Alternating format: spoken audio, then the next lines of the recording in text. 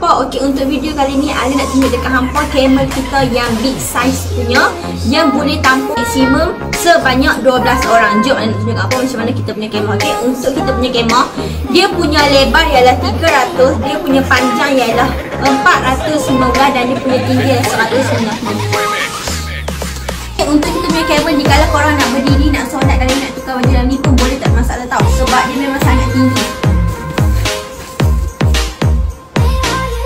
Okey, untuk kita punya kemah ni kan kita ada bahagian tingkat juga tau, bahagian kiri dan juga bahagian kanan.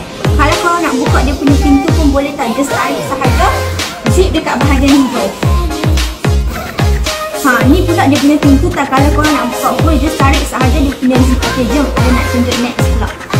Okey, untuk kita punya camel kita ada 2 bilik tau. Ni bilik yang pertama. Okey, bilik yang pertama kita ni kita boleh muat kita punya camel queen yang saiz 25cm tak kurang. Okey, next Ali nak tunjuk apa kita punya bilik yang kedua pula.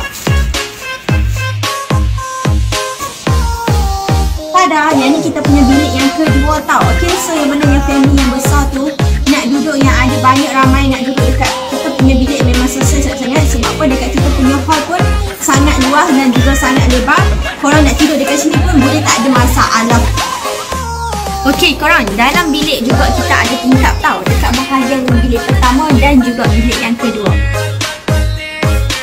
So yang mana yang ada anak kecil takut anak meraung sebab tak cukup pengudaraan, jangan risau sebab apa, kita punya camel ni memang pengudaraan dia memang sangat mantap korang.